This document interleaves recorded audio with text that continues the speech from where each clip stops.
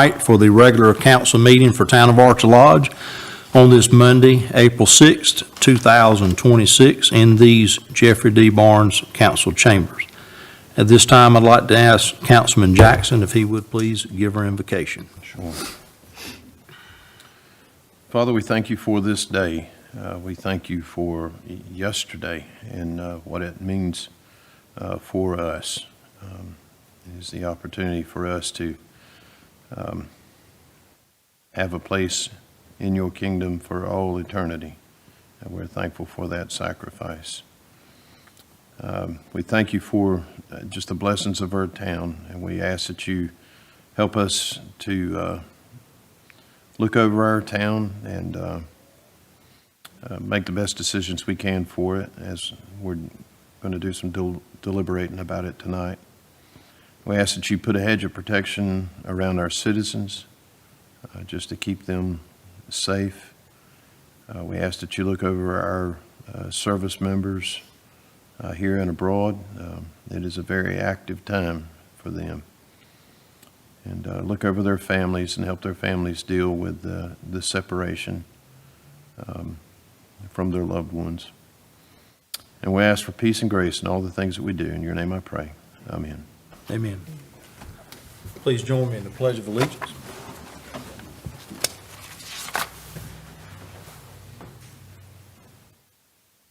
I pledge allegiance to the flag of the United States of America and to the republic for which it stands, one nation, under God, indivisible, with liberty and justice for all.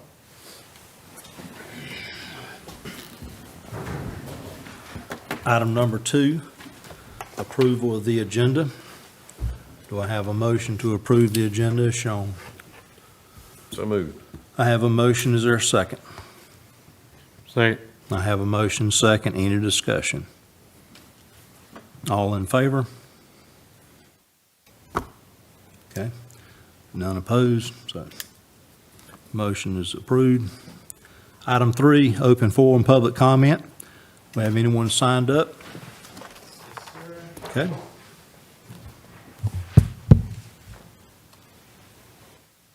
Thank you. All right, Mr. John Bazzelli.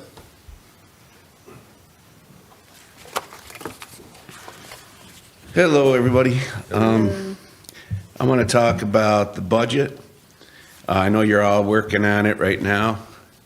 So, and you council members are the ones that make the final decision on how our tax money is spent.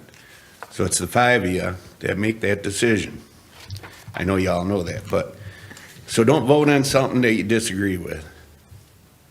So our current budget is filled with wasteful spending. There are many items I tried to reduce last year, but was unsuccessful. I understand that the council participated in an exercise designed to prioritize the upcoming budget objectives, and by a high margin, cost reduction was at the top. So you need to reduce the costs and pass that on to the taxpayer by reducing the tax rate, as most Johnson County municipalities did last year, allowing residents to keep more of their hard-earned income. There are residents that struggle to pay their bills, and increasing their hard-earned and increasing their tax has a big impact on how they live. We are among 4 of the 11 Johnson County towns that have increased their tax rate since last year's reevaluation. We went up 0.5 cent per $100. 7 towns and the county itself all reduced their tax rate to give the residents some amount of break from the huge property value increase due to the reevaluation. Nearly $200,000 is budgeted for training, off-site meetings, dues and subscriptions, office furnishings, and part-time salaries. An employee should have enough concern for their job that they would pay for their own training and education. Additionally, the town should not pay for multiple organizational dues for employees. In addition to contributing 17% of an employee's salary into their retirement plan, the town is still giving 6% contribution to employee 401k accounts without a matching requirement. Last year I did an analysis which showed that in North Carolina, of 102 municipalities with populations under 10,000, only 5 provided their employees with a 401k contribution over 5%. And many at 5% and lower required an employee match. Additionally, most towns with 5% contribution have a police department that general statutes requires a 5% 401k contribution. Our town also funds 100% of insurance premiums for medical, dental, and vision insurance, where practically all other organizations in the country require an employee to contribute a portion, if not all, of the premium. I don't think the taxpayer should be providing benefits for higher than they themselves get, for benefits higher than they themselves get where they work. This includes high increases of salaries every day. Here's one last thing. Salaried employees shouldn't be taking comp time for over 40 hours that they work during the week. By definition, salaried employees receive a fixed annual amount regardless of hours worked. Thus, they're expected to work as many hours as it takes to get the job done without additional compensation, including comp time. If the hours are consistently high, then the job needs to be optimized. This means reducing tasks or changing the way they're performed. Our Lodge staff takes comp time for time spent in meetings. Per our town personnel policy, it states, employees in positions determined to be exempt from this is a quote, from the FLSA as executive, administrative, or professional staff are paid on a salary basis and will not receive pay for hours worked in excess of the normal work periods, unquote. I believe council should approve any comp time and should specify the duration of the period the employee is receiving comp time for. Comp time needs to be a rare occurrence and should be used during times of emergency or declared disasters. Should not be used as it is today. Comp time removes employees from their job, causing the work to further build up. Hourly employees, furthermore, should be given time and a half pay for overtime rather than comp time. Comp time is always detrimental in that it leaves vacant positions during the regular work hours. Thank you very much. Thank you. And Mr. Steve McConnell. Good evening to council. For those of you who don't know me, my name is Steve McConnell. I live down in Tafton. I wasn't available to come the last time you discussed the tax budget for the year. I was traveling at the time and therefore I missed the opportunity to come up and speak. I'd just like to say that I understand what John is saying from his perspective. He sees a lot more of it from the work aspect of it and how the money is being spent because, as you well know, he is sat up there with you. I've listened to a lot of things that he's had to say, certainly since the tax increase, which I don't mind saying, it made my eyes water. Now, I'm retired and I'm living on 3 pensions. My wife is still working, but we found that 6%, or sorry, 60, was it 60? 60-ish. 60-ish% increase. That was a big impact on our income. And we need to manage this budget better. Certainly, John has brought up all the aspects of the salary side of it. I'm not going to go over it. He, as I said, has a better understanding than me. But we are not a big town. We are a small local town. We don't have our own police force, and we need to be able to look. I'm not saying that anybody shouldn't be paid for what they do. I'm sure you people all see who works for the town.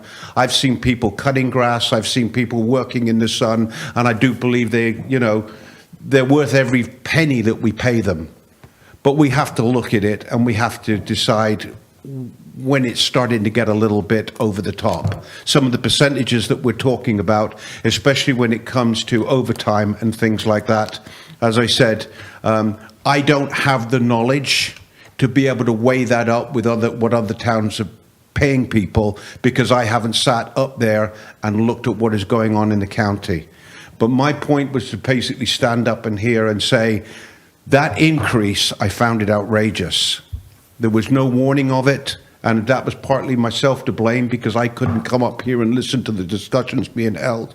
Even so, I didn't understand it from the perspective that John does because he has sat up there and he has watched the budget being discussed and where the money goes. I'm sure there are ways that we can cut this back, but it has to be, some of this has to be given back to the townspeople because that is a big portion of my retirement spending going to pay people's salaries, which I would say is on the verge of lavish.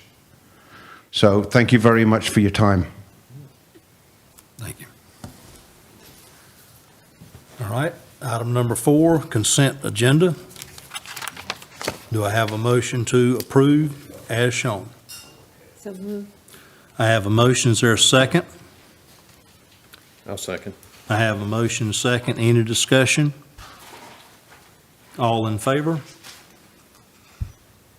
Okay, vote is unanimous. Item 5, presentations. Item 5A, Mr. David Bone.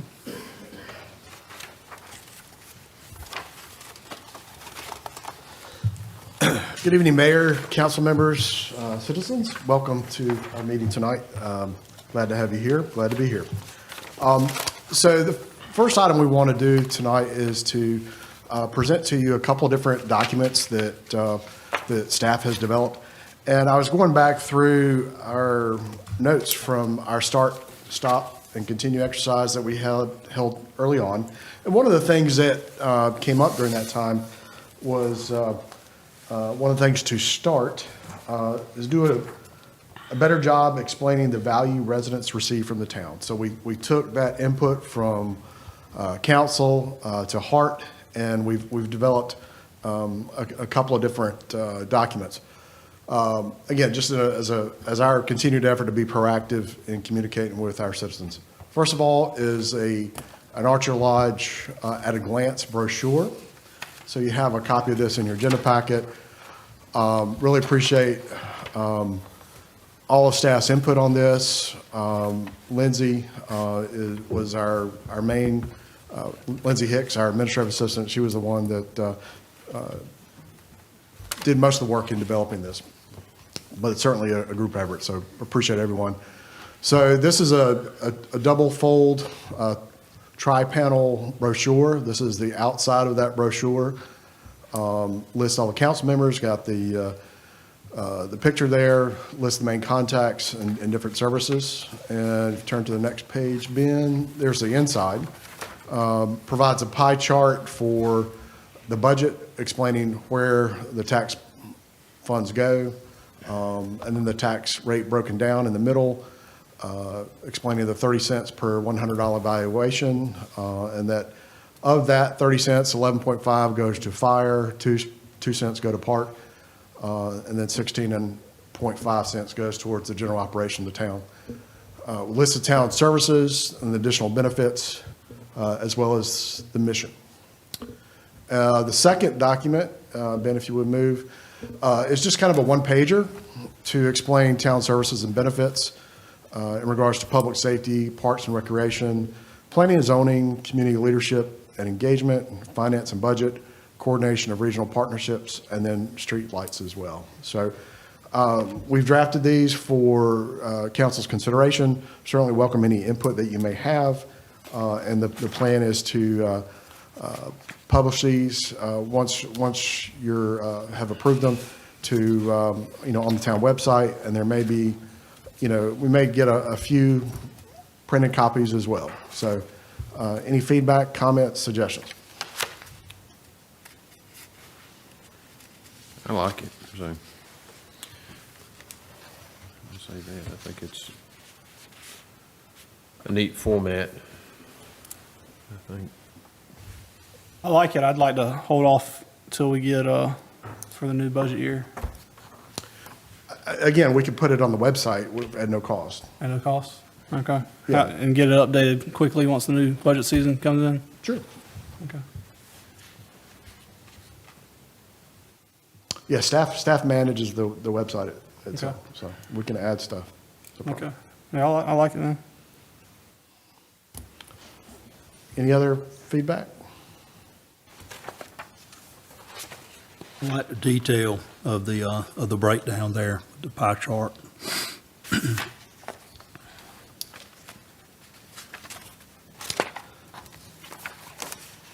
If there's nothing else, thank you for your time and consideration, and with your blessings, we'll move forward with getting it published on the website, and then probably maybe just a couple of printed copies that we can do in-house, not a formal publishing, but then update it with the new budget, once the new budget gets approved as well. And just indicate that when we do publish it. Just indicate that when we do publish it, that there will be changes with the new budget. Sure. Very good. Thank you.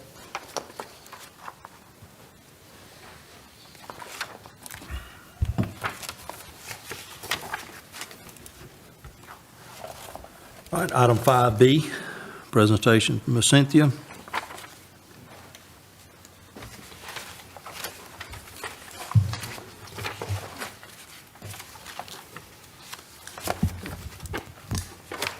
Good evening, Mayor, Council, and those others who are present.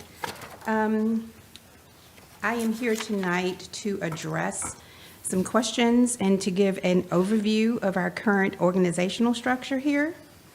We currently have 7 full-time positions and 7 part-time positions.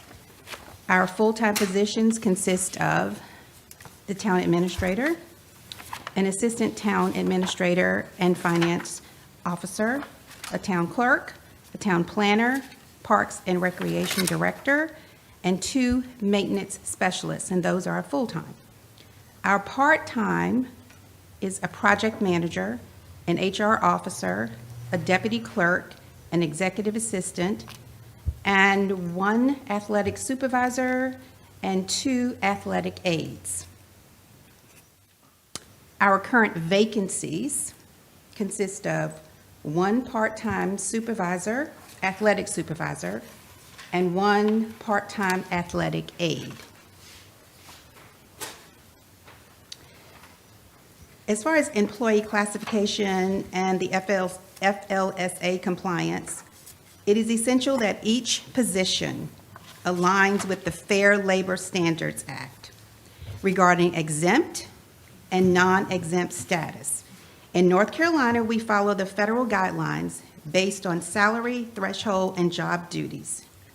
Currently, we have 4 exempt positions, and they are as follows: the town administrator, the assistant town administrator and finance, town planner, and parks and recreation director. Non-exempt staff are all others, which are the part-times. And 1 other, the town clerk, as well as the 2 park maintenance specialists. Those were the questions that were asked and the information that was requested that I provide. Based on my responses, are there any questions? I got one question. I see Michael Gordon is part-time project manager. Was that changed because we hired David from interim town administrator, and do we have a job description for a project manager? Because I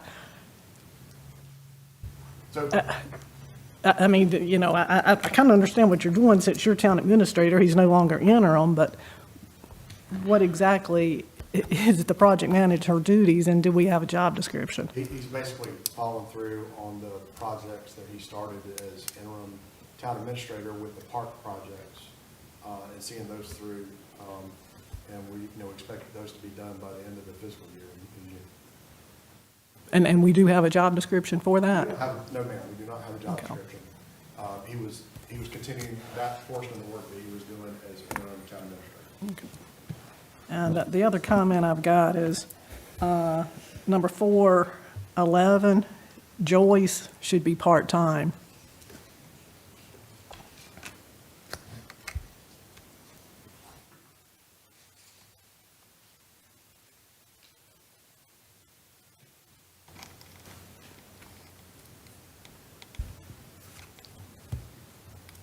I'm sorry, could you repeat that? If you've got number 4, details on employee classification. Number 11 is Joyce as deputy clerk. So in the memo, the other part-time employees are highlighted. It's not stated that she's part-time in those minutes. Oh, okay, So that was an oversight. okay. Apologies.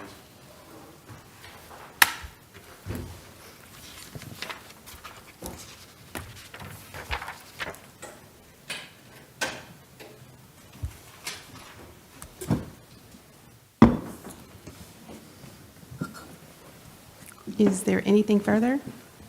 I have a motion, Mr. Mayor. I have a motion to make. I make a motion that all job position classifications and changes thereof, such as removing or creating job positions, be approved by council. Second.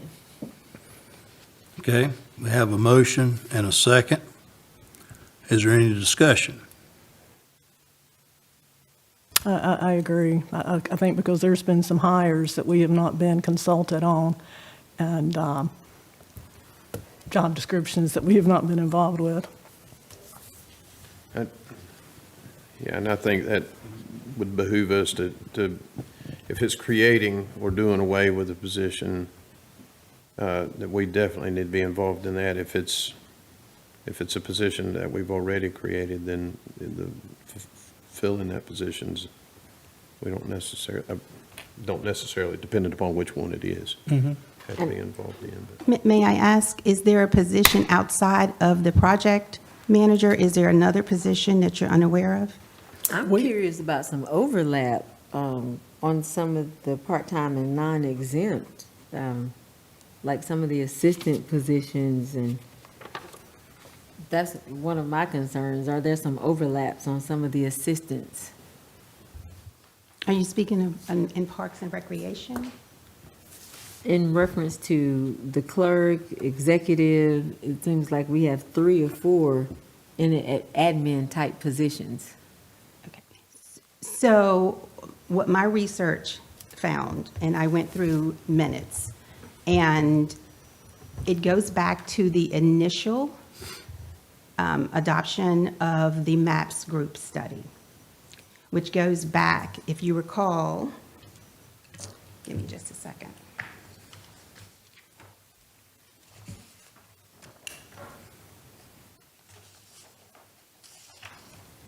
When Becky was here previously, in June 5th, as a matter of fact, of 2017, the MAPS group did a study and council adopted.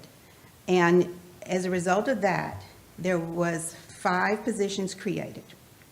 There was the finance officer / town clerk, the deputy clerk, a town administrator, and a parks and recreation director, as well as a town planner.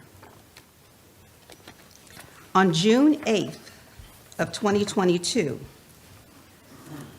council approved the appointment of an assistant town administrator, which added to the duties of your finance director. On June the 8th of 22, council approved the position of human resources and parks and maintenance specialist. March 6th of 23, there was an update, an amendment made to the town administrator and the finance officer position. July of 23, it was approved for a part-time athletic supervisor.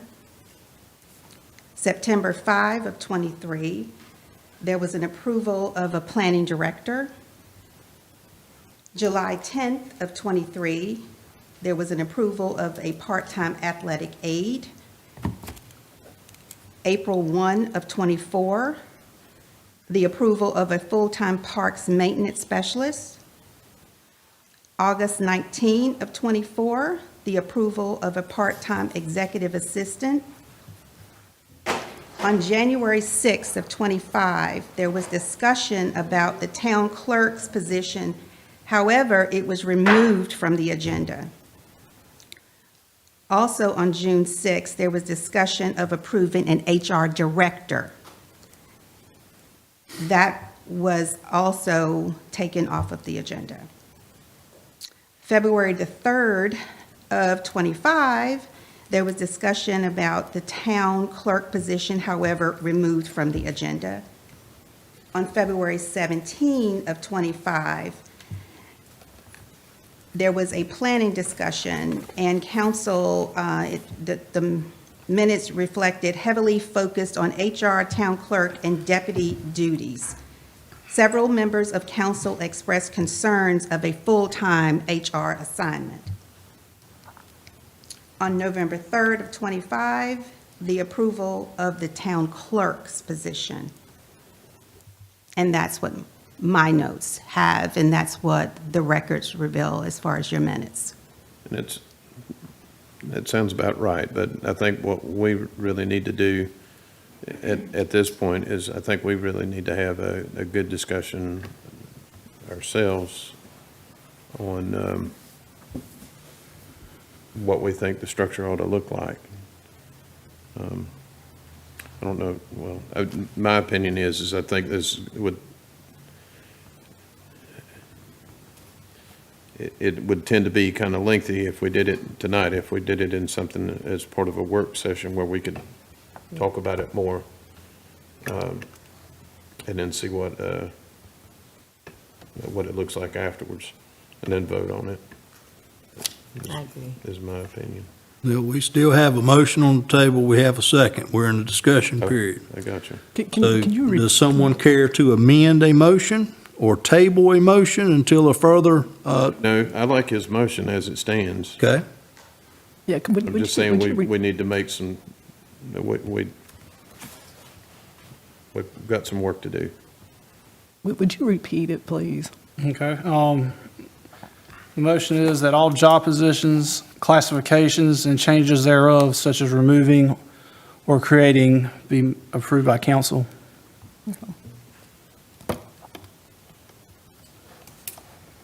Point of information, I believe our Human Resources Officer stated that, and showed that the record reflects, that those have been brought to council and approved by council. With the one exception of The part-time or not, and we were told during the budget amendment that the part-time positions of the deputy clerk and the HR resource, or the human resource officer, was approved by the former town administrator, and the HR was hired because he did not want to do HR duties, is what we were told during the budget amendment.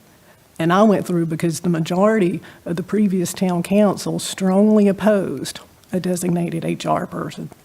And, Cynthia just reported on what the minutes reflect. well, I'm telling you what we were told, and she said that the HR discussions were tabled.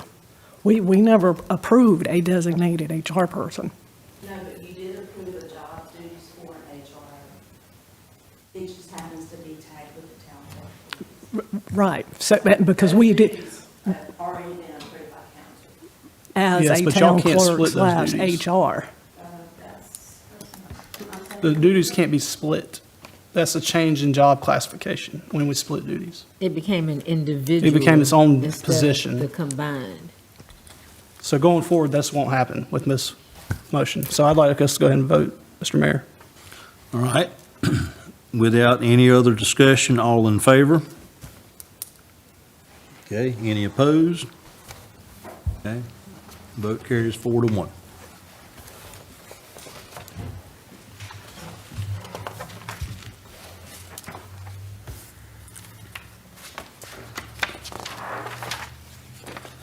All right, item 5C, presentation from Chris Allen, Parks and Recreation Director. Good morning, council, citizens. Giving some updates on a lot of projects that we have going on at the park. Sorry, let me adjust this. On a lot of projects we have going on at the park. Starting with our pickleball courts. We received bids for our pickleball courts on March 25th from a number of construction companies. The winning bid was J.C. Lewis Company with a bid of $218,382.20. Funds are coming from the Reader Grant, so again, that doesn't cost the town anything since those funds are already coming from a grant that we received from the state. As you can see on the, you can barely see, but this right here shows the location of the pickleball courts. It'll be 3 pickleball courts along with a shade canopy, past the existing restrooms down in phase 2 to the right of the wooded area.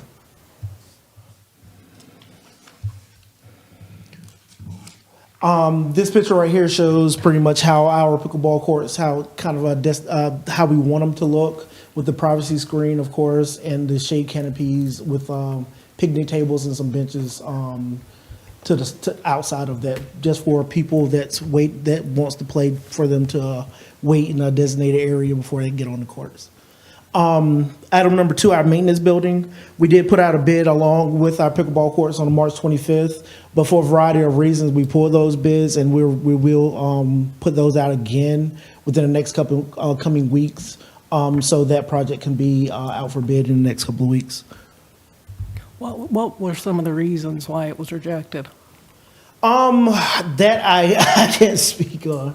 So there were a couple of things. Ideally, we were hoping for more bids to have a more competitive process. And there were some additional details that we communicated wanted to be added to the plans, and so those are being added as well. What is the price range we're looking at for those bids? I mean, that's why we put it out of bid, so it's kind of hard to put. We have a general idea, though. What is our general? I would say, one set thing, we have earmarked $350,000 for that project, or it's more. I was going to say, I would hope we would have some sort of engineer's estimate, because I know we always need it to be within a certain range of our estimate.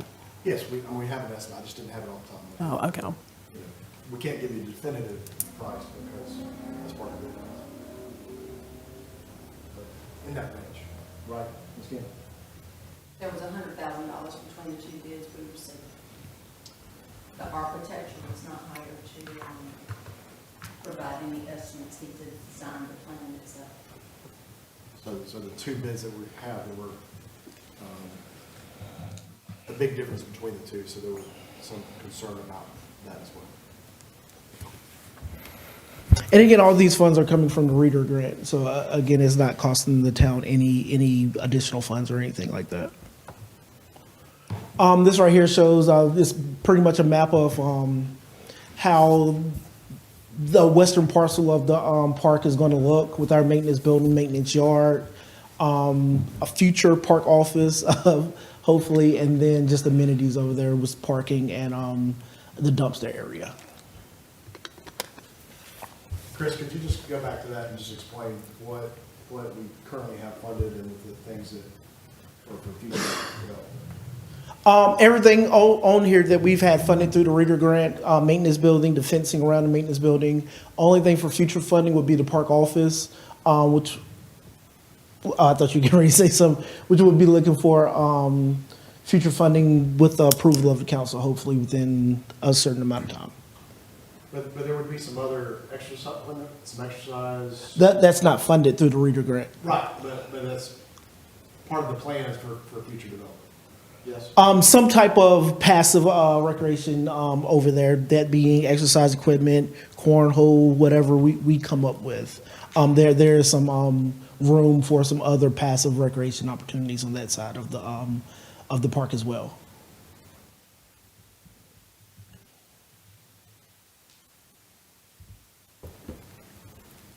Item number 3 be our multi-purpose field. With that field, we've been working with Landscape Technologies. That's Mr. Troy Early. He's one of the best in the game when it comes to field maintenance. Last summer, he started that process of sprigging the multi-purpose field with the funds from the Reader Grant.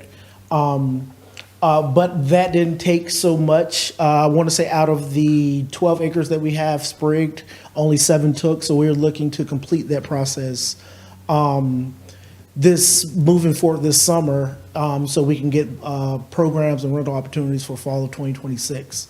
And again, we have a plan. He has a better plan to making sure grass grows in those selected areas. So we feel comfortable moving forward with him again.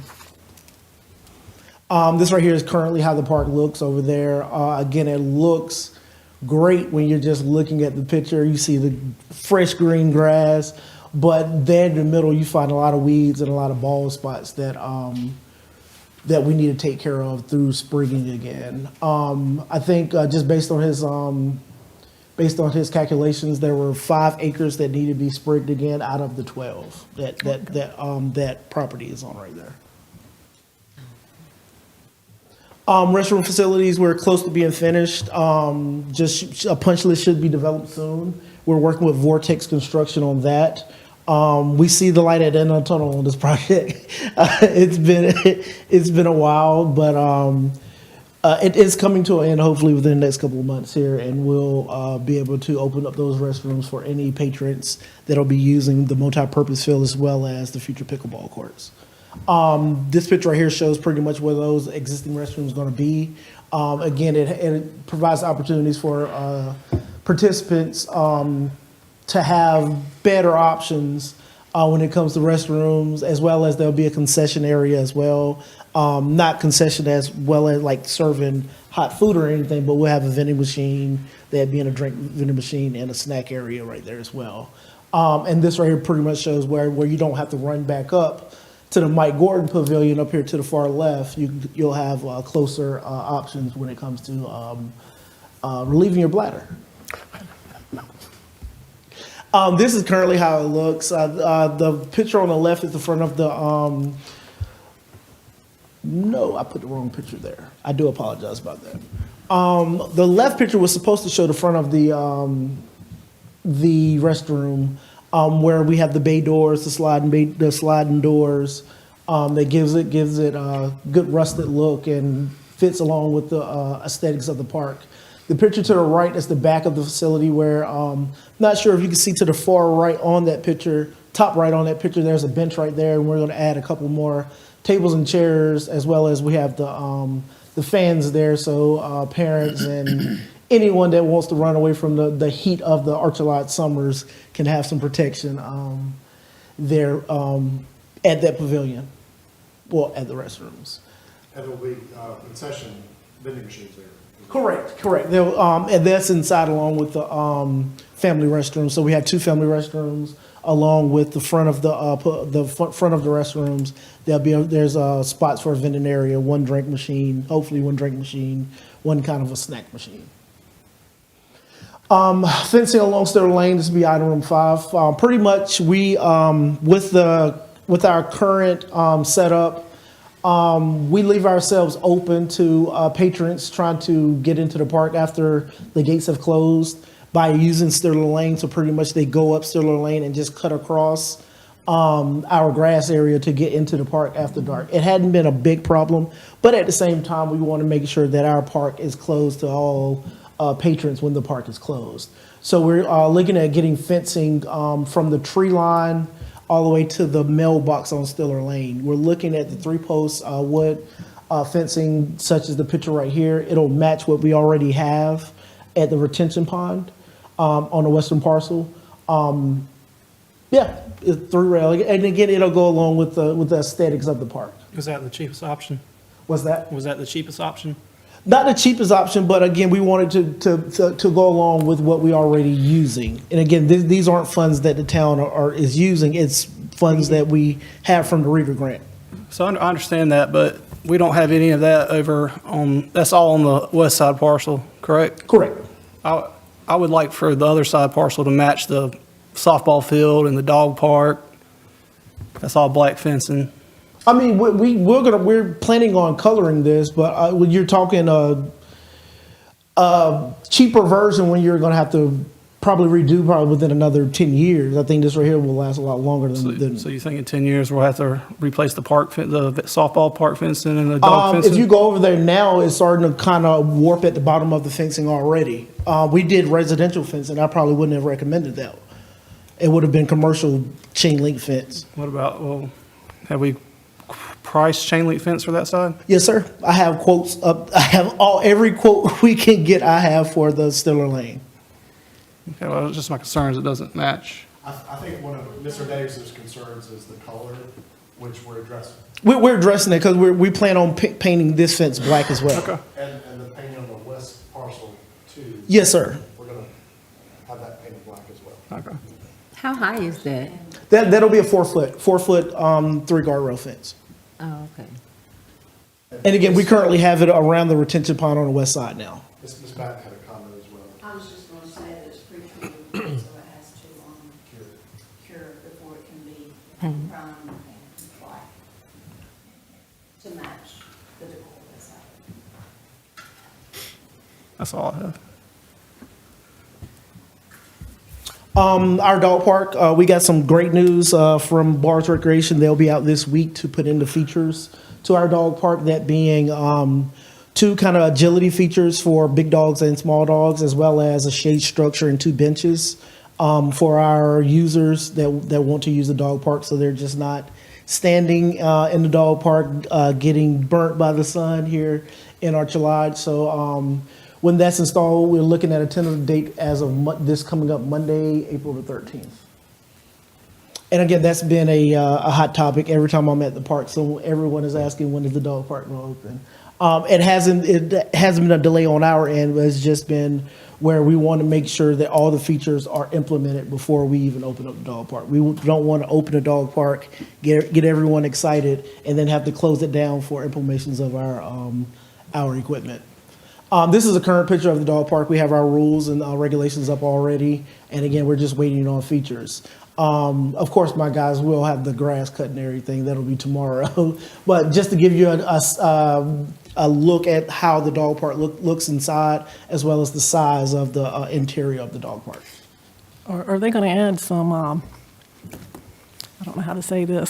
Poop Poop stations. Yes. Poop stations. So the plan was to add 2 poop stations inside the dog park, but just with the we're going to add one poop station in dog park, and then there's a poop station right outside of the gate, not even 10 feet away from the entrance of the dog park. So from my thinking, I thought that could suffice as well for usage of the dog park.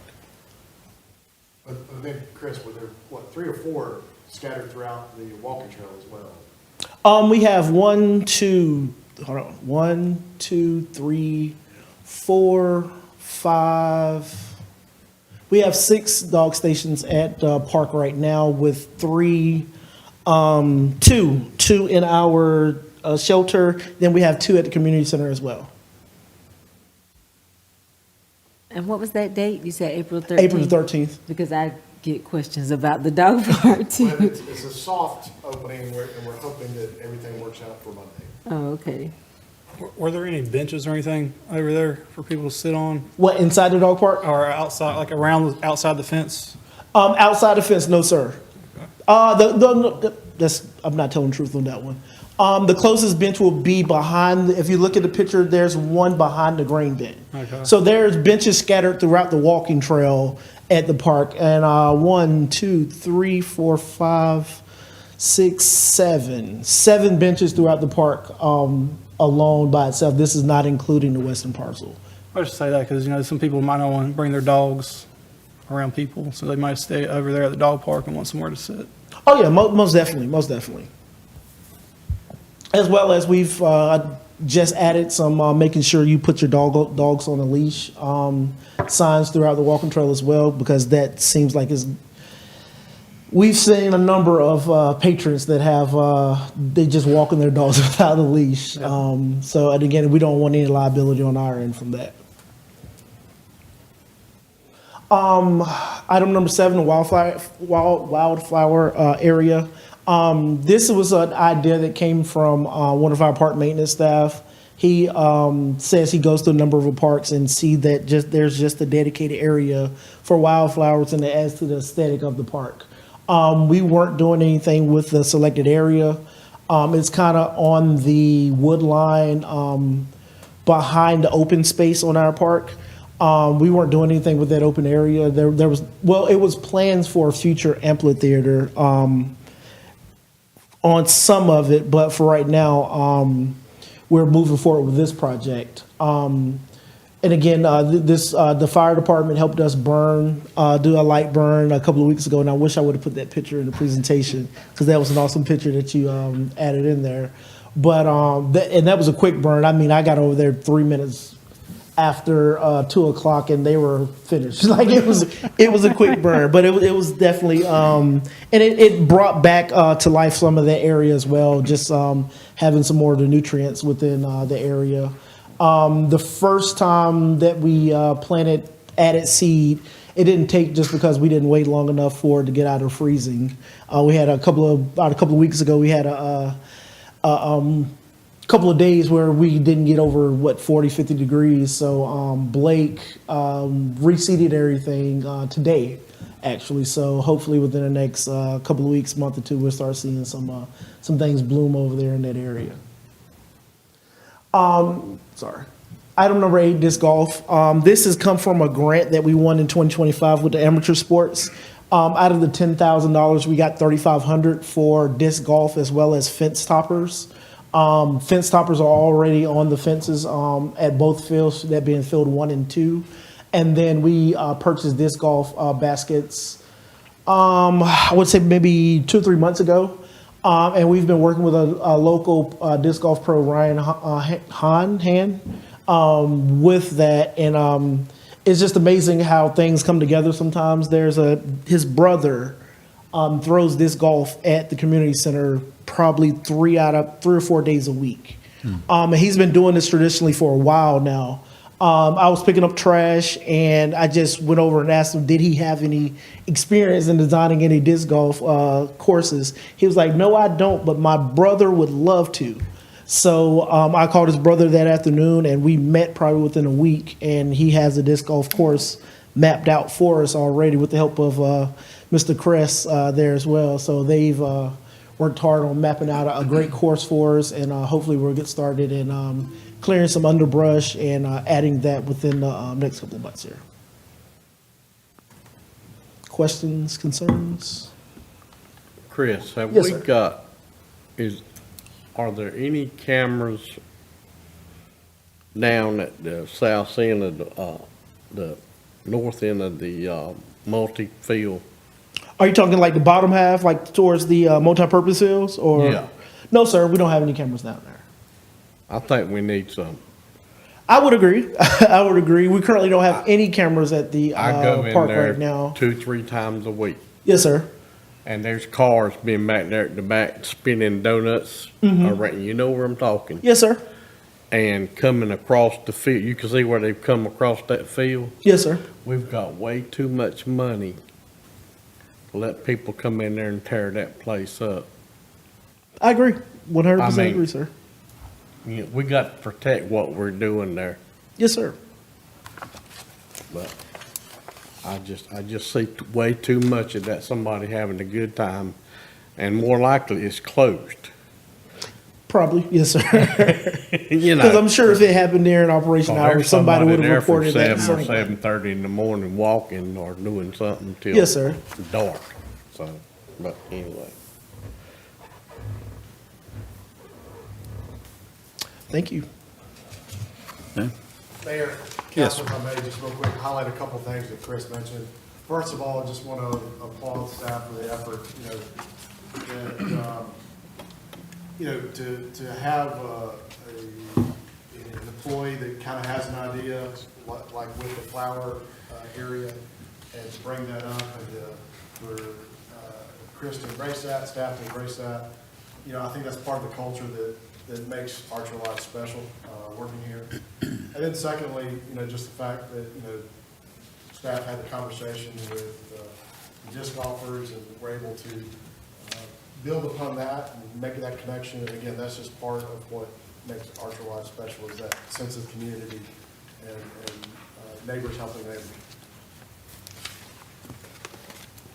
Is it going to be sunflowers, so we don't have to drive to Raleigh? He said wildflowers, so I'm not sure.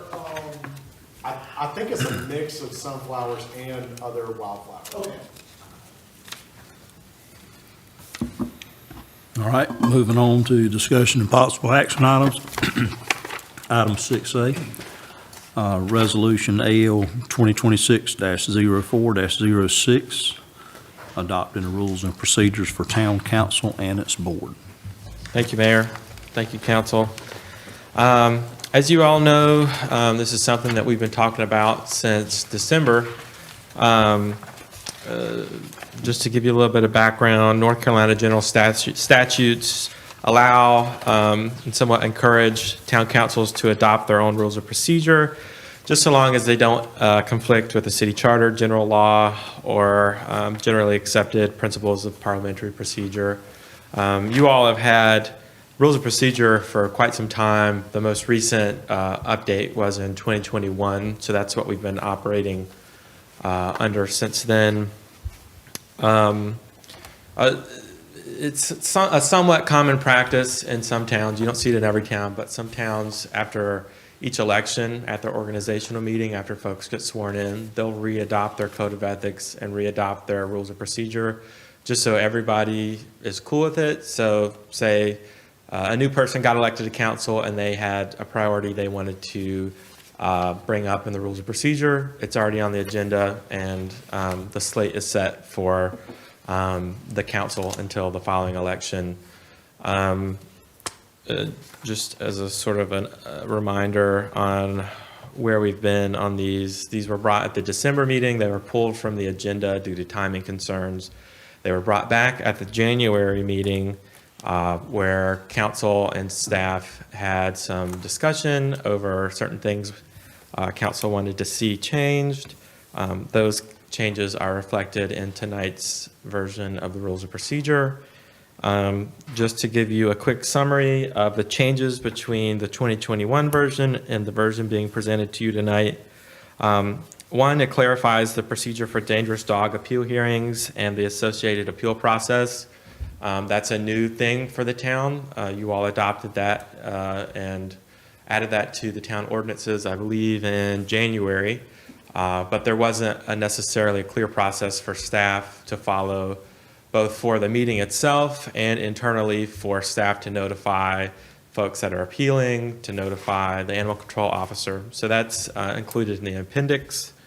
The establishment of a defined process for voting by ballot on appointed positions, that's something we've dealt with in the past. It's something you all have done, I think, for quite some time. Again, this just clarifies it, so we have it in writing. In case we were to ever have a hiccup, we can look at the rules of procedure and see what we're supposed to do. Let's see. Alignment of procedural timelines with regards to agenda and minutes. This is something that was highlighted, I believe, it may have been back in August, where council requested that agendas be published a week in advance of the meetings and draft minutes be published to you all a week after the meeting. We have done that, but again, just to keep things uniform, we've added it to the rules of procedure, so that way it's a clear expectation for staff that that's what we're supposed to do, and we have done that, and it seems to have worked well. Just making sure you all have as much information as you can before you come to a meeting, as well as it gives time for staff to have a little bit of a buffer between getting the agenda out and having a meeting. Just in general, an update to be in uniformity with general statutes. I'm sure you all know that the general statutes have changed since 2021 quite a bit. Specifically with remote participation, back in 2021, we were coming off of the heels of COVID. So there were certain general statutes which allowed council members to attend remotely. Those have since changed, and that reflects in the current version of the rules of procedure. Revisions to the agenda format for regular meetings and work sessions. Those just reflect current job titles for folks and just makes it a little bit clearer. It also adds a public comment portion at both regular council meetings, which we already have, as well as work sessions. There's will be an opportunity for anyone to come and do public comment, just as we always have at our regular meetings. It'll just be at work sessions as well now. It implements a formal process for unsealing closed session minutes. North Carolina general statutes encourages towns to periodically unseal closed session minutes. Under the proposed rules of procedure, staff would review closed session minutes. I believe I have it as being every August, with myself, the town attorney, and the town administrator reviewing those to see what can be unsealed and what cannot be unsealed. Those that are deemed worthy of being unsealed would come to you all for approval, and then they would be made public. So that was brought forward to have a spirit of transparency, because if something doesn't need to be in closed session anymore, why not just go ahead and make it public in case the public were to be interested. Clarification on the budget ordinance adoption, that should be more in line with the general statutes. I don't believe we were out of line with the general statutes before, but it's just a little bit more clear now of the steps that we have to follow. And then lastly, we didn't have an order of a agenda order for planning board and board of adjustment in the past. It was always just kind of up to staff at a staff level of what agenda items to include.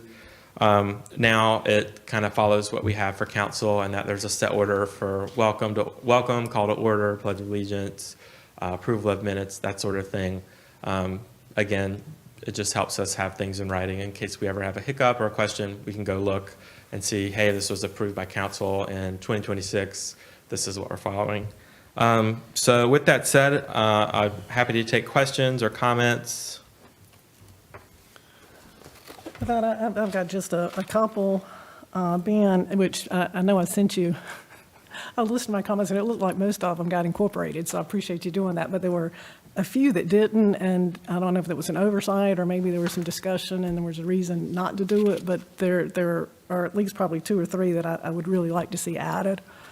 The first one is the public address to the council board, where it's talking about items not tolerated, personal attacks, rude behavior, and it goes, other bad behaviors deemed out of order by the mayor. I would like to add, or a council member, instead of just the mayor, that a council member that deems something being inappropriate has that ability to speak up and say so. I don't want to speak out of turn, but is it okay if I give my opinion for? I guess I sent all this to you, so like I said, I don't know if there were reasons these weren't added or. So we had a general discussion with staff, and I certainly defer to the town attorney for any insight. Certainly, there are certain roles and responsibilities of the mayor that are deemed by the statutes and by our ordinance, and then by Robert's rules. So, Mr. Town Attorney, do you have any suggestions in regards to? And with that, and not saying that Matt's a figurehead, but for the most part, mayors don't have a lot of authority. The one authority that they do have is running the meetings. So he's kind of the gatekeeper. So that's his job as mayor. So it'd be something that would need to be brought to the mayor's attention, because gatekeeping what goes on in the meeting is supposed to run through the mayor, and I think that's why we have it in. Well, and I guess the reason I feel strongly about it is there have been meetings where people from the public have talked about council members being attacked. Yeah. And if it's not going to be stopped through the mayor, what are the other options to stop it? Yeah, and I think it would be council member calling it to the attention of the mayor. And because we're all human in this sometimes, and we perceive things differently. So I think it's calling it to the attention of the mayor, and then, because obviously I don't know who's going to be sitting to my left from here on out, but if something's brought to the attention, I think anybody that's kind of elected, they're going to call it out. But Like that is, Warden? yeah. So The council member can call it out in the meeting and ask the mayor to stop the behavior. that would be my, Yes, that's what you see in other jurisdictions. Yeah. Usually it would take the form of Point a of council member raising a point of order Yeah. and asking the mayor to find certain comments out of order. That's just, that's the reasoning it wasn't done, is because the mayor is kind of limited in their powers. I don't want to repeat what Marcus already said, but that was the reasoning that was left out. We just need to add a term to our vocabulary as a point of order. The point of order. Yep. Okay. And the other is kind of what you were talking about, being in an effort to be transparent, where it's talking about public hearings, which is really just right below the public address. I would like there to be a requirement that the hearing notice must be posted on the public hearing link a minimum of 2 weeks prior to the hearing. Because the last 2 years, the budget. A minimum of 2 weeks prior to the hearing. Are you recording me? Is it coming back? YouTube is. Well, I think the most important meeting we have is the budget public hearing. And the last 2 years, the notice was not posted on the town's public hearing link prior to the hearing. So I think that needs to be a requirement. Could you point me to where you'd like to see that language included? It's, if you go into, it's I, public hearing, and number 4, where it gets into all notice and other requirements that are applicable. Okay. And shall apply to public hearings at which a majority of the council board is present. To me, probably right after that, it would be appropriate. However, the hearing notice shall also be posted on the public hearing link on the town's website a minimum of 2 weeks prior to the hearing date. Okay, minimum of 2 weeks. And Okay. if you I'm just taking down the language that way, in case you all want to adopt it tonight, I've got the language now. And if you've got what I sent you previously, the language I just read is what I provided previously. So, just for clarity, so that paragraph states, all notice and other requirements of the open meetings law applicable to the council board meeting staff should also apply to public hearings in which a majority of the council board is present. Second sentence, notice shall also be published on the town's website. So the information about public hearings. But I think it needs to be on the public hearing link specifically. And when hearing link, we have a public hearing link, and when I brought it up last year that it was not posted prior to, I was told by the former town clerk, well, we don't have to do that. And so I want this requirement to make it have to be done. If that's something you all want done, I've got the language down, and I can, if you all choose to approve it tonight, that language could be included. So you're saying 2 spots on the website, one on the announcements, and then second? I mean, I would say it would behoove staff and council to get it out as much as we can. So there's a public hearing tab. I think traditionally, of course, I wasn't here for last year's budget season, but I think traditionally it's posted as a banner on the website, a scrolling banner that lets people know that the draft budget ordinance has been released. It can also be put out on social media as well as on the news portion of the website. You're correct, it's not something we have to do, but if it's something council thinks we should do, then I certainly think that's fine, yeah. And it's just because folks, there'll be the banner there, but they're looking for what the public forum is going to be. They're Right, not we paying should give attention to folks the most banner. amount of opportunity as possible, so. And I know last year, I think was the first time we actually had the budget public hearing during a regular town council meeting and not a standalone public hearing. And I know when we went to the vote, there were a lot of people that came that were unaware that the public hearing had even been held because it was not on the public hearing link. I mean, if I want to know when a public hearing is, I'm going to the public hearing link. I mean, to me, that's just kind of the easiest place to find it. And that's what happened for a number of those folks was they went to that link. They weren't paying attention to anything else. They were going to that link and they didn't see it. Okay, I've got that change made. It won't hurt at all to utilize any No, it doesn't. avenue It doesn't hurt. that talks about a special meeting or a public hearing. That and the other one, let's see, it's talking about special emergency and adjourned meetings, number 16. And we're basically saying for adjourned or recessed meetings, that no further notice need to be given of an adjourned or recessed session of a properly called regular, special, or emergency meeting.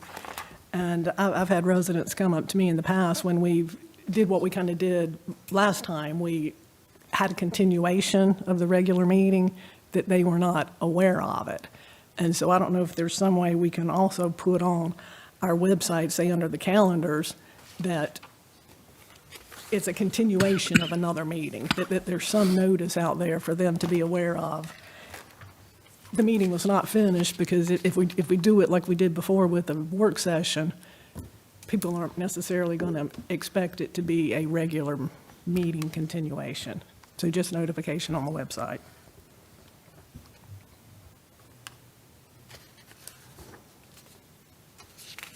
So- Any comments from the rest of council? Yes, so are we recording the planning board meetings like we record these? No, and that is because with East Wake TV, there's a certain amount of meetings that we can record that don't cost the town money. Anything over that, we have to pay them because they send a staff person here to run the system. So at the time, we don't, and that was a discussion had with council, I believe, back in October about whether we wanted to do that, and so we do not. They are every meeting we have is recorded, the audio is recorded, and that's kept on SD cards in our servers. So if a person were to request it, we would of course provide that, but it isn't recorded video. I would like for staff to look into a way to record those meetings. We'll do it. We can certainly look into that. We can, as Ben suggested, there may be a budgetary requirement with that to cover that cost. So we can inquire with East Wake TV about that cost and bring that forward as part of the budget process. So I would like for y'all to look outside of East Wake TV for that. Okay, another option is to coordinate with East Wake TV to do some staff training and for staff to handle that. Well, let's look into it. Back to Ms. Bruton's comment. I just, where in the language, I just want to make the note now, that way we don't have to. For the last comment? Yeah, concerning the special and emergency meetings. Sorry to make you flip back. Oh, that's okay. The bullet that is adjourned or recessed meetings. Let's see. Okay, yep, C, yep. And the very last sentence says, no further notice need be given of an adjourned or recessed session of a properly called regular, special, or emergency meeting. To me, I'd rather it say, the details of the reconvened meeting of an adjourned or recessed session of a properly called regular, special, or emergency meeting shall be posted on the Arch-Lodge website. Okay, yep. I've got those changes made here. Okay. Any other specific? And like I said, that too, I read from what I sent you before, if you've still Yep. got it. Any other comments or questions on the rules of procedure?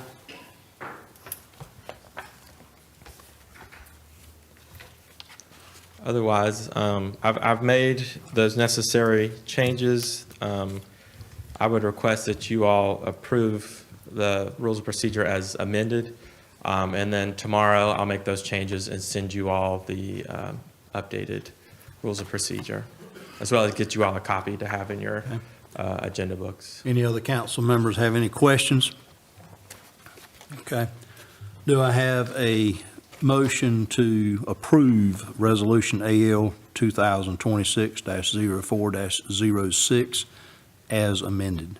So moved. I have a motion. Is there a second? Second. I have a motion second. Any discussion?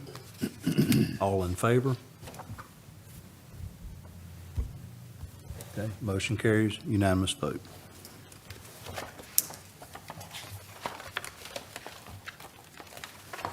Item 6B, designation of voting delegate for the town for the North Carolina League of Municipalities Board of Directors election. Okay, thank you, Mayor. Thank you, council. I'm not sure if we've talked about this in the past, but each year The North Carolina League of Municipalities holds an election for their board of directors. The board of directors is comprised of elected officials across the state from member municipalities. We are member municipalities, so we vote on the board of directors.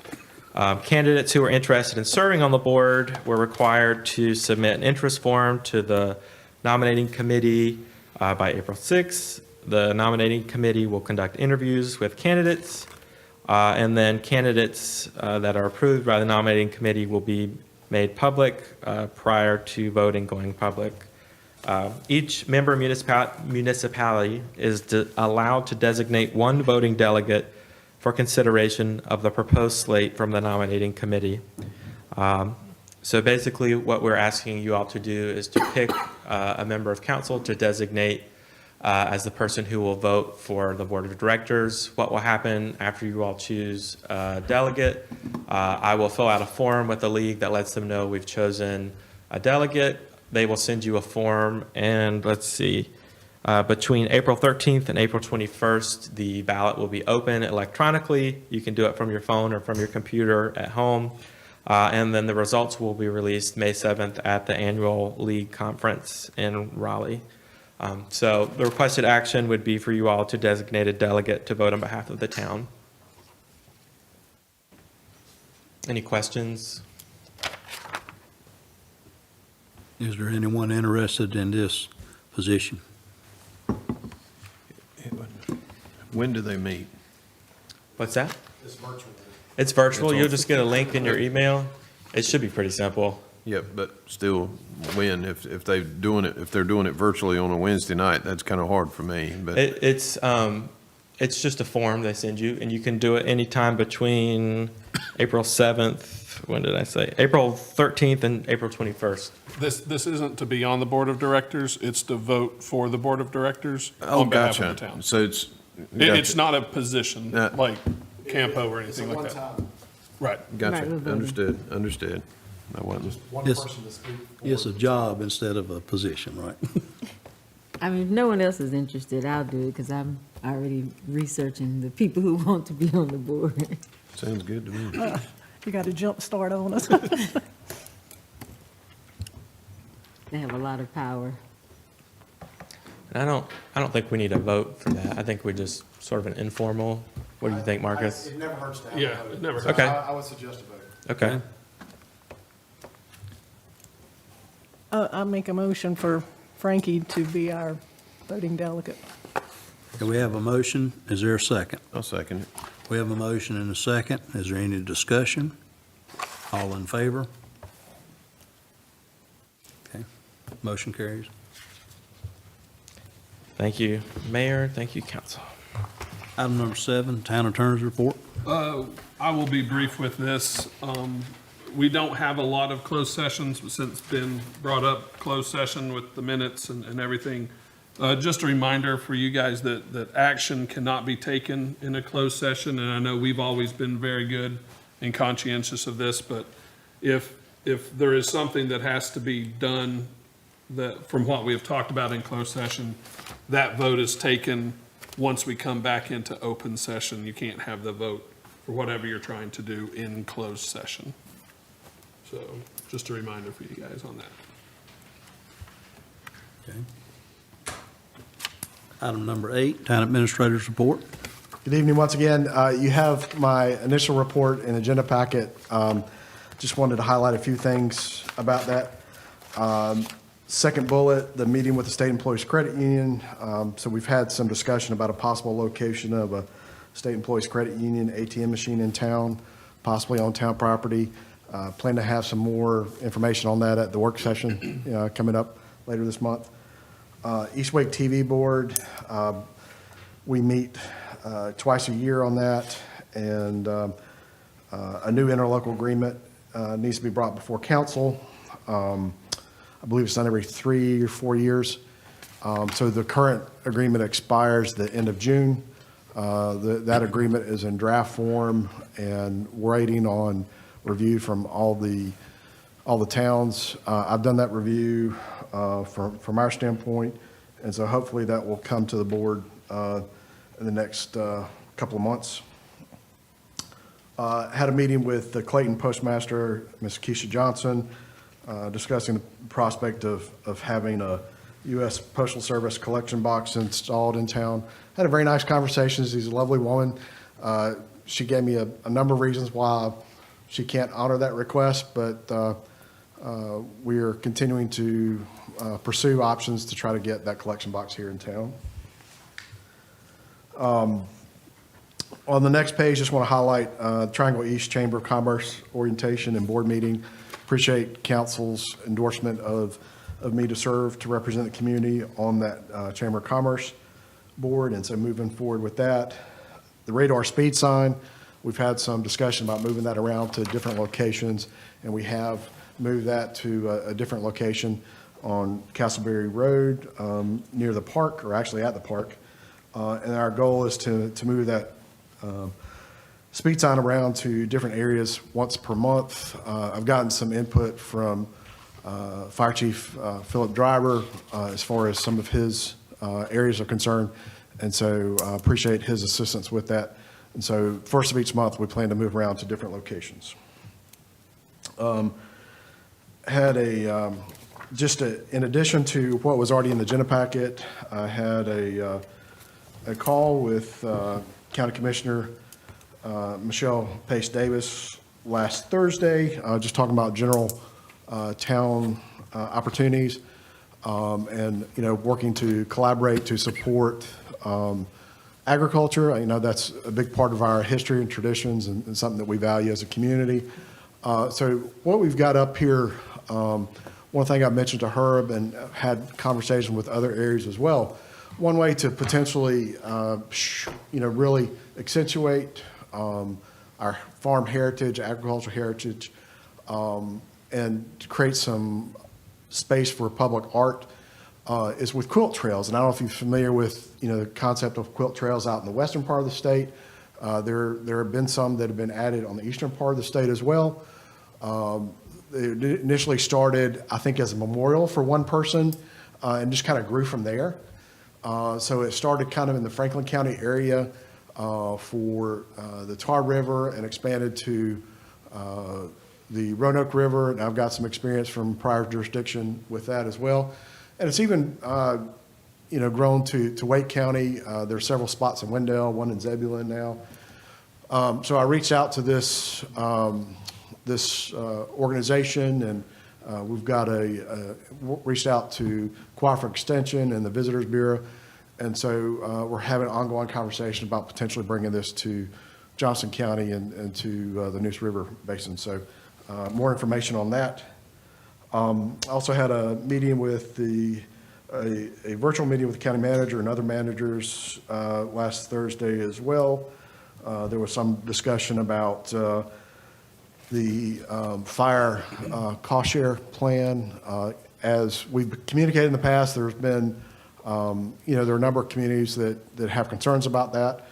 The impact of that varies from community to community, and so that's an ongoing conversation. Staff continues to work on budget. Also, I've mentioned to you before that Josh Jensen, the Executive Director of the Community and Senior Services, we've had some ongoing conversations about how we can partner and collaborate to make sure that our seniors are getting served in the community. And I've invited Mr. Jensen to come to the work session in 2 weeks, and he's accepted. And so look forward to his presentation and continuing that dialogue as well.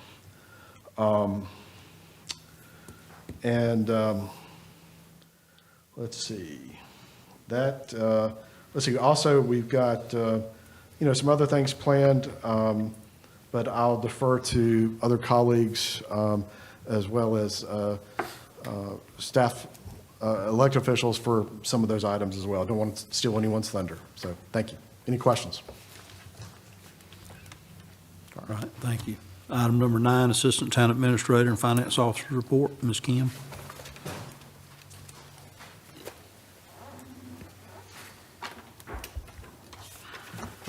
Good evening, sir, council members.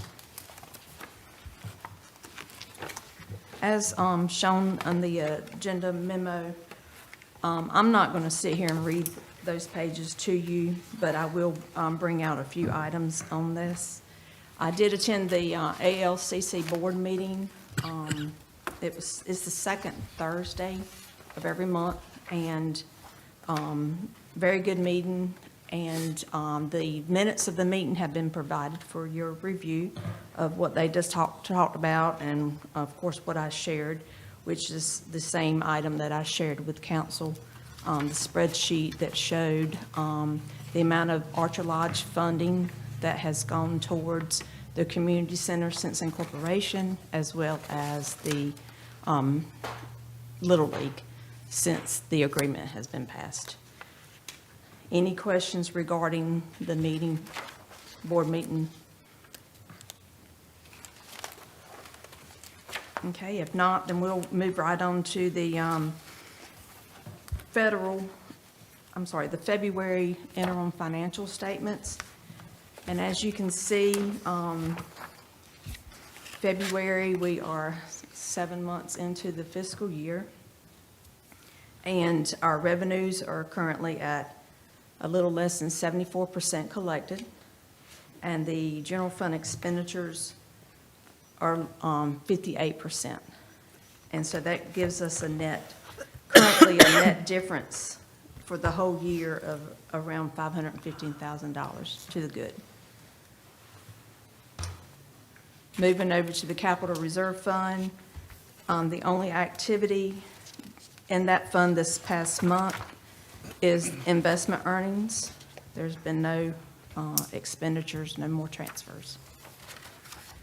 Park Reserve Fund, there has been some revenue activity. Again, it's the investment earnings for the month, and then the 2 cents that is collected from the taxes that go directly into the Park Reserve Fund. No expenditures during this past month during that fund. Public Safety Reserve Fund, the same here.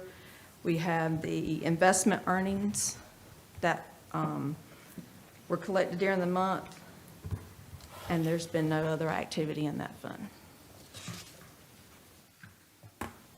Does anybody have any questions regarding these 4 funds?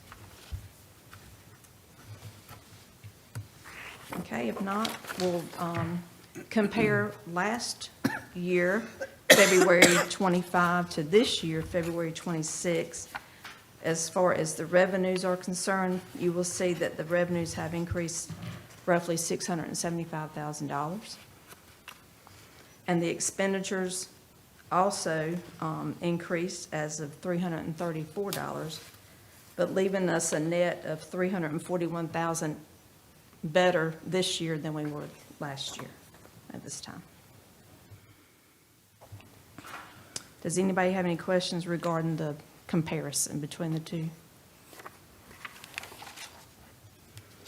Okay, if not, then we'll move along to the grant funds.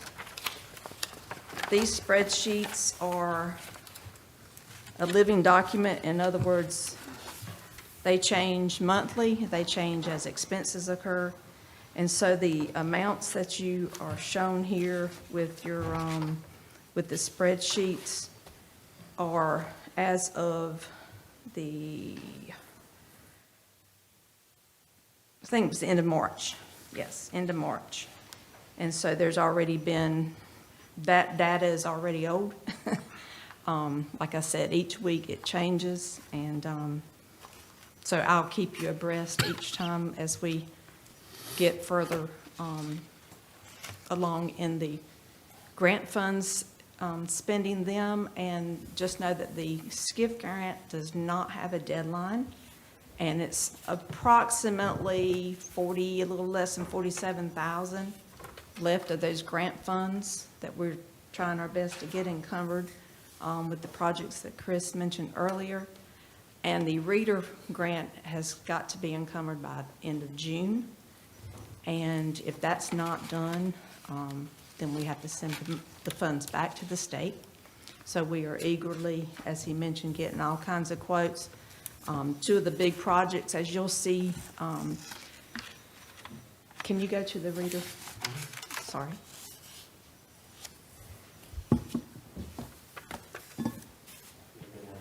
please. Yeah, thank you, Ben.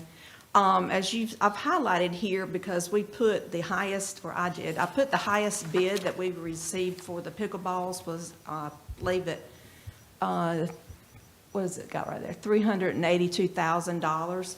So we don't anticipate with the changes and sending them back out again that it'll be any more than that. So just to give you a rough estimate, the left to be encumbered with the reader is around $224,000. And again, that does change because we have investments until those funds get spent. But the biggest thing here is we have to have it encumbered by June 30th. Does anybody have any questions regarding the grant spreadsheets? I have a question. Would it be possible to take money from one of these grants for like a permanent, what was the speed thing? To get maybe like a permanent ones on that, between the park, on each side of the roads of the park, and entrances of the park? I don't believe that that would be part of the, well, it certainly wasn't part of the original scope, and I don't know if that would necessarily comply with the use, for recreation. But I didn't understand his question, I'm sorry. He's asking about this, can we use some of the grant funds to put speed limit signs on either side of the road? Not speed limit sign, but the radar. radar. Units. Oh, that's not in the scope of the grant. We are working with DOT about trying to take a look at developing a crosswalk there. So we've had some preliminary conversations with DOT. One of the issues with that is that, and they'd be looking at grant funds. So, I mean, it's not something that would happen quickly. It would have to be a certain program. So it would take a little bit of time to develop that. But also, in addition to the DOT crosswalk, we would have to have sidewalk up to the crosswalk. Mm-hmm. So the sidewalk and walking trail are currently outside the right of way because it's on the park side of the ditch, and the right of way is on the other side of the ditch. So we're looking at probably having to spend a little bit of money to extend a walkway or something like that. So that's something that we've talked with our design folks about, and we got some information, and we'll continue to have that conversation with DOT. But that's going to take a little bit of time, and we've got to use these funds by a certain date as well. So even if we could, working in the scope, trying to get these funds expended, it wouldn't work out for the timetable. But that's certainly something that, again, we want to make sure that we have a good, safe environment. Any other questions? All right, thank you. That's all I have. Thank you. Item number 10, Town Clerk's Report.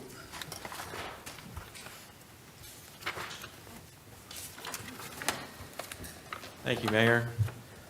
I feel like I've been talking a lot, so I'm going to try and keep this brief. First update is we've been working on cybersecurity. I think this is something we've talked with you all about several times.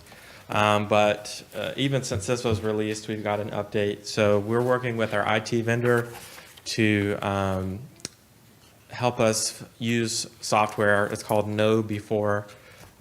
It's an outside source, but it's routed through our IT vendor, which gets us a reduced cost. But basically, it would do phishing tests for everyone we have emails for, and then it would, if you fail the phishing test, you have to take a test, basically showing that you understand how not to get scammed.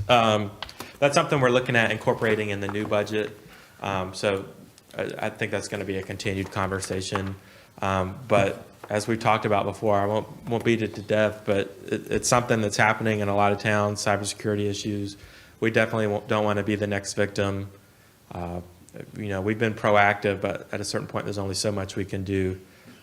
So we're working on that. So as been mentioned, that will apply to all users of town email, including council and planning board members. So, because it's, folks target everybody. And,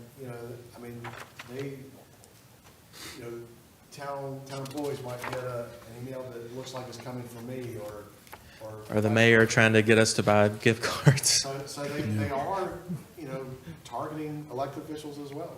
Yeah. Yeah, it's I've happened. said, yeah, I've said before, we've had a number of folks on their first day now that receives an erroneous email from me on their very first day. Yeah. Congratulating them, but it has something, there for them to click on. Right. Thank goodness, each and every time they've asked prior, and that's not been a worry.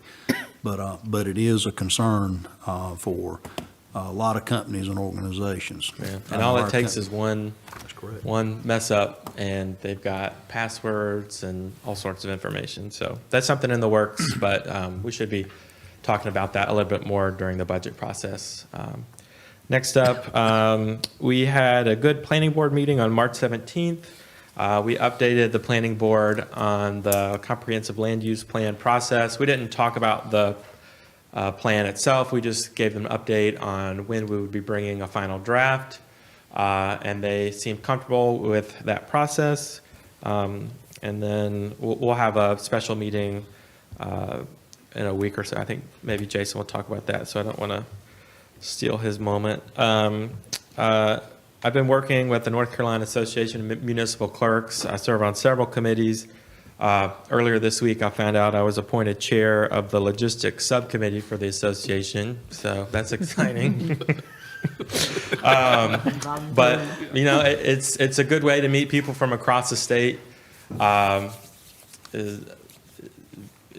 know coming in as a new clerk, I've learned a ton from folks across the state who have been clerks for some 30, 40 years, which is really hard to think about.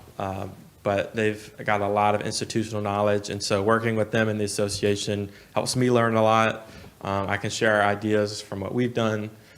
So it's a great opportunity to network, and I have those meetings ongoing. Lastly, we're working on ADA Title II compliance. Towns above the population of 50,000 have to comply by this month. Since we're beneath 50,000, we have another year to comply, but that doesn't mean we should not go ahead and start trying to comply now. Basically, it has to do with captioning any video we put out. Thankfully, Eastwake TV provides that for us, so we don't have to worry about our YouTube videos and live streams trying to find a vendor to do captions for us. But it also has to do with any PDF we put on the website has to meet a certain format. There needs to be a certain amount of color contrast. Anything we put out on social media has to have a certain caption that, say, if someone couldn't understand a picture, they could read what it was about.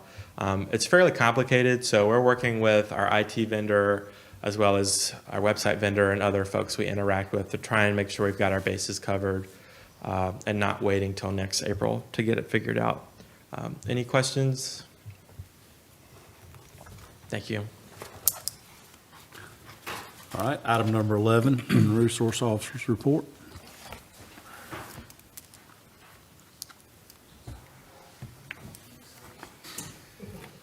Jason's trying to jump in front of me. Good afternoon again. So, from the Human Resources Department, tomorrow morning, both Chris and I will begin the recruitment efforts as far as interviews for the 2 vacant positions we have open in his department.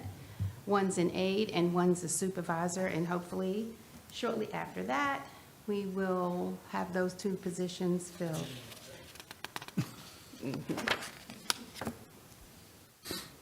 Are there any questions?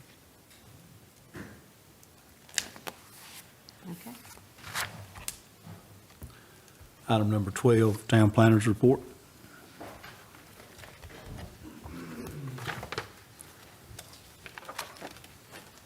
Good evening, Mayor and Council. The 2 items on the agenda are just informational items for you. If you have any questions, let me know.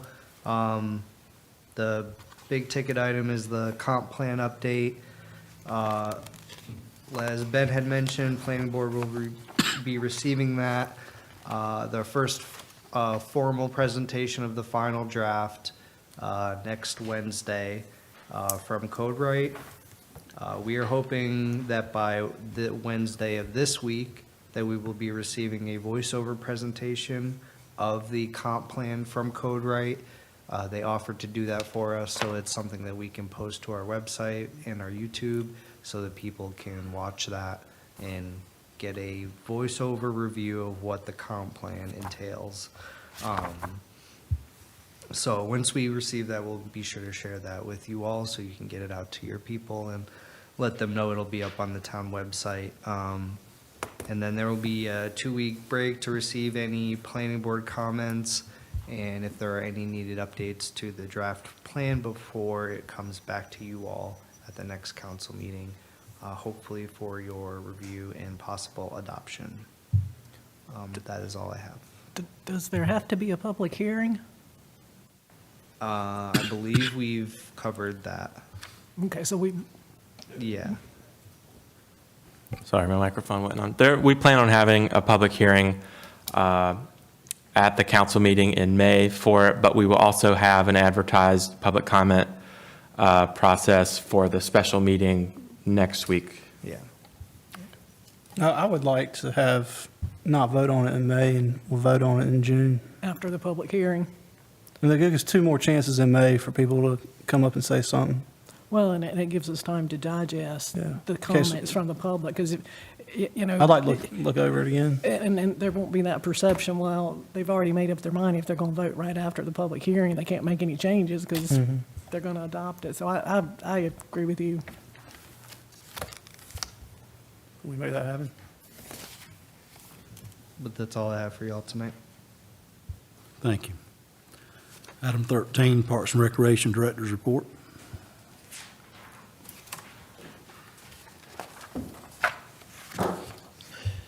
Good evening again, council and citizens. Start off, we had a successful shredded event last month. It was a busy day in Archer Lodge as we had opening day with Little League Baseball as well as our shredded event going on at the park simultaneously at the same time. If you get a chance, Eastwake TV put together a great YouTube clip of all the events that was going on that day. I think it's under Johnson County Little League opening day, and it is kind of dual where it has a lot of video from the opening day as well as the shredded event that was going on that day as well. Speaking of Little League, our final numbers come in with Little League softball, baseball, and t-ball. We come in at 507 kids registered through our program this spring. That is not our highest that we've had, but we're getting back to the numbers that we're used to. Flag football is going on as well. Again, that's a great partnership with the town of Clayton. We have a total of 52 kids, and Clayton has a total of, I want to say it was 71 at the last count they had. But it's we're close to 125 altogether. And again, that's been going great. I have a lot of help coaching this year, so I don't have to coach 4 and 5 teams as I have in the past. I'm sure when you guys leave here, I'll leave the lights on for you right here. We need to thank council for the funds that we had, that you guys gave us to fix the ball field lighting at the community center. 40 of the 41 are currently working. We're working on the 41st one. As of right now, we have to get a ballast for it. So I'll be reaching out to Mr. Frank, Mr. Mayor, for that. But everything looks great. We were worried about the left field, since that is an LED light kind of outshining all the HID lights. We were worried about that, but it kind of goes hand in hand now. Like the brightness of the LED kind of blends in with the HID. So we've gotten that but positive feedback from that from Little League parents as well as coaches.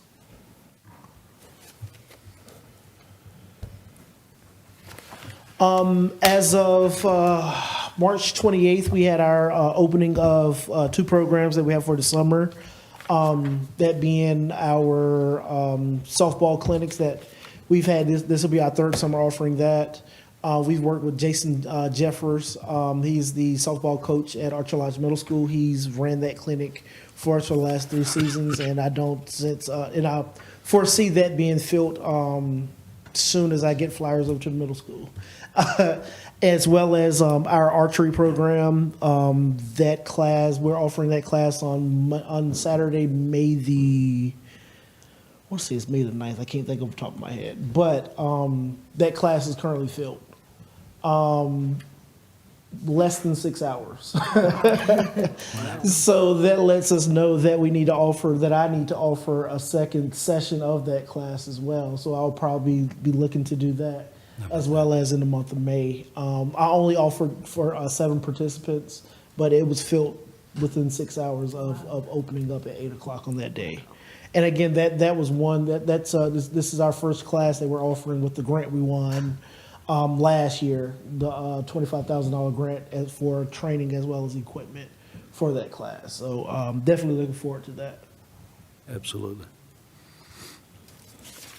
And we're also running our Popsicles in the Park program. This is a program that we're running through our third summer here. Popsicles in the Park program is a program where we encourage summer reading. Again, literacy, elementary school as well as middle school literacy is at dire low levels. So we want to encourage reading as well as usage of the park.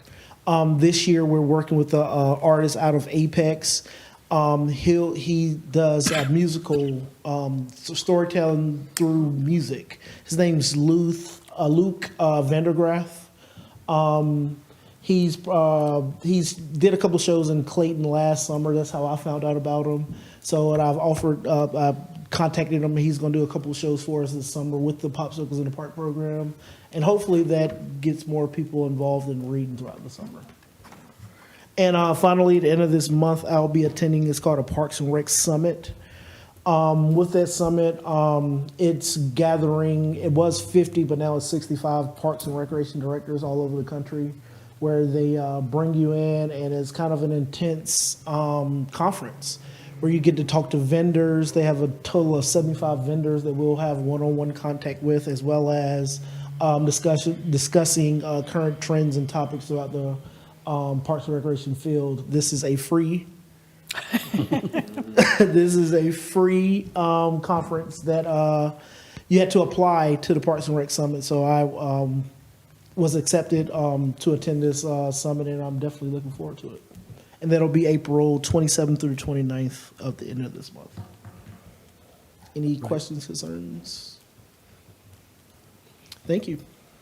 Thanks a lot. Absolutely. Chris. Thank you for all you do. Item 14, Mayor's Report. First off, I'd like to thank everyone for being patient with me tonight. I'm coming off of being under the weather this weekend. I hope everyone and their family had a wonderful Easter season and Resurrection Sunday yesterday. Also like to thank the Parks and Rec staff and Town of Clayton's Electric Department for helping, with relamping the lights across the street. That's been something we've been wanting to see for a long time, and it's great to see that. And I appreciate you leaving them. It'd be nice to, I've already seen them a couple of times, of course. And, but I do like to see those lights, and it's nice to see the families and kids enjoying the playing fields after dark. Also like to thank the Scouts for their help on the Shredded event. That event was once again well attended. It did coincide with opening day of Little League, which was also tremendously well attended. For those of you that were able to make it out that day, you left knowing that we probably didn't think of enough parking. Excuse me. And we might be thinking of a contingency plan at some point in the future, depending on what the event is. And but that was really nice to see, it being well used and well attended. Also like to report, as some of you know or may know, there's a Mayor's Association in Johnston County, and of course I represent us on that. The Mayor's Association has sent the Johnston County Commissioners a letter involving the fire cost share that we have talked about. In fact, I believe it was last month that we had members with the Fire Commission give us a short presentation on that subject. It is affecting different towns in different ways, and there is some concern with that. I believe that there's a meeting on April 16th, isn't it, Mr. Bone? And that we'll be attending at the EOC to listen in on that discussion. As you know, the Board of Commissioners have already approved this plan, but they are asking that the plan be delayed in implementation and for further discussion. So at this time, we'll go on to item 15, council members' remarks. We'll start with Council Member Jackson. Just two things. One is just to make sure during the work session we have on the agenda to talk about our staffing pattern. I guess that's the way of saying it. And we kind of hinted towards that, but I think it'd be, I wanted to make sure that that's something that's on the work session that we can talk about. And then the other thing, just to mention, is with all the craziness in the world, and I know I've mentioned this before, but it's something kind of near and dear to me, but we have our local National Guard unit, well, it's 120th Infantry. They're headquartered out of Wilmington, but they pulled soldiers from different units around, including Smithfield, and some of the, I don't know if anybody actually lives in Archer Lodge that's going to it this time, but we stand a pretty good chance. And, but, you know, our local citizen soldiers are heading to a hot spot. And so just keep their families and them in your prayers. That's it for me. Councilmember Davis. So I'd like to thank staff for getting those lights at the ball field fixed. Thank y'all. Councilmember Eccles. The same, thank all of the staff actually for the work, the agenda preparation, and everything that you guys are doing for the town of Archer Lodge. I hope everyone enjoyed Resurrection Sunday. As a believer, that is one of the biggest things outside of Christmas, you know, that believers celebrate his rising. I would also like to send condolences to Carrie Everett. She passed away. She was North Carolina's 2024, Miss North Carolina 2024, and she passed away, a young lady with a great future. And just continue to smile, because you never know what someone is going through. Mayor Pro Tem Castleberry. Just want to hope everybody had a happy Easter this past weekend, and just keep your prayers for the soldiers that's going to be deployed overseas, and just be with them and their families while they're gone. Amen. Councilmember Bruton. And I think I mentioned this once before when y'all first started it, but the departmental memos that y'all do as part of the agenda package are great. They save trying to write down a lot of notes and keep up. You can actually listen more instead of try to write note, and then you can reference them. So I know it's extra work, but they are appreciated and definitely helpful. All right. And last item is adjournment. Do I have a motion to adjourn? So moved. Do I have a second? Second. Any discussion? Hearing none. All in favor? It is a unanimous vote. We are adjourned. Thank you.